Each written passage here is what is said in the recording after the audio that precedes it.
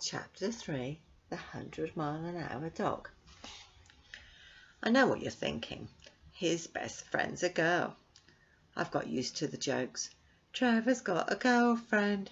Trevor's in love. When are you getting married, Trev? I've heard them all. It used to annoy me, but Dad pointed out that since it wasn't true, it didn't matter, and that people only make fun of things when they were too stupid to understand or just plain jealous. Tina and I got to be friends when we first started school and discovered our birthdays were on the same day. We even shared a birthday party once. Tina's taller than me. I'm a bit small and weedy, I suppose. My legs are really thin and bony. Sometimes I look at them in the bath and wonder how they manage to hold me up all day. Tina is taller and stockier. We had an Indian wrestling competition once. I won't tell you who won.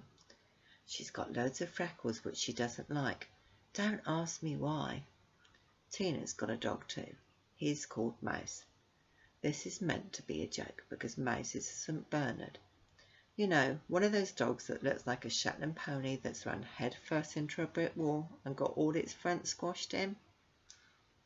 Mouse is very well trained. When Tina says sit, he sits. When Tina says fetch, he sits. When Tina says run, he sits. In fact, if Tina shouted 99% fat-free yogurt, Mouse would sit. Compared to Streaker, he is super intelligent. I thought Tina might be able to help, so I decided to take Streaker over to her place. It took me a while to find Streaker. She was nestling under my duvet. She had stuffed at the bottom of my bed with a jumper, 2 pairs of pants, a sock, a football boot, half a packet of crisps and an old apple core. Thank you, Streaker. I snapped the lead onto her collar and off we went. You've never seen Streaker being walked, have you? It's not a walk at all. It's more like a series of gigantic jerks. We crashed into 3 lampposts, visited 4 gardens that we weren't supposed to, almost tunnelled beneath the parked car in search of a very tasty week-old chip packet, and finally used an astonished lady with a shopping bag on wheels as a kind of mini roundabout.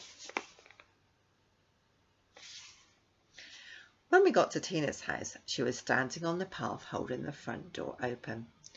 I knew it was you when I heard that lady scream, she said. You'd better come inside and hide. Streaker had already dragged me into the house. I think that Mouse is probably her best friend. Funny how nobody makes a joke about them being in love. I told Tina about the £30. That's brilliant, she said. Why do you look so miserable about it? Oh, come on, you know what Streaker is like. Of course I know, but we can train her. I helped my dad train Mouse, and we don't have any trouble with him. I'm sure we can train Streaker, and then she won't be such a pain to take for a walk. It will be easy money. We'll start straight away. Let's go up to the field at the end of your road right now. I should point out that Tina is an organiser. Mind you, you've probably worked that out for yourself already. She likes deciding what to do and then doing it. What she likes even more is deciding what everybody else should do at the same time. She'll probably be a business manager when she grows up, or Prime Minister. I don't mind being organised from time to time. It saves on having to make your own decisions. So we headed for the field. Mouse padded quietly beside Tina, while Streaker tried to wrench both my arms from my sockets. It was quite a relief when we reached the field and I was able to let her off the lead. Whoosh! Was it a bird? Was it a plane? No, it was Streaker, the super dog, travelling at light speed. All that was left was a cloud of dust as she vanished into the long grass. Every now and then her head bobbed above it, and then she was off again. Mouse blundered amiably about the field like a furry bulldozer. Tina and I wandered slowly round the edge of the field. There was no point in trying to follow Streaker. She was far too quick. Every so often she would burst out from the grass and go charging past, trying to knock us both over before diving back into the undergrowth. I tried to catch her a couple of times, but it was like holding out your hands and trying to grab a passing cannonball. Tina yelled, "Sit!" as fiercely as she could whenever Streaker came hurtling past. Mouse would immediately plonk his big behind down, by which time Streaker had disappeared. We stopped when we reached the old tin bath. At one time there were horses in the field and the bath was put there for them to drink from. It was 3/4 full of stagnant rainwater. I sat on the edge of the rusty bath and stared gloomily across the field. "I've got to go through this every day for 2 weeks," I muttered.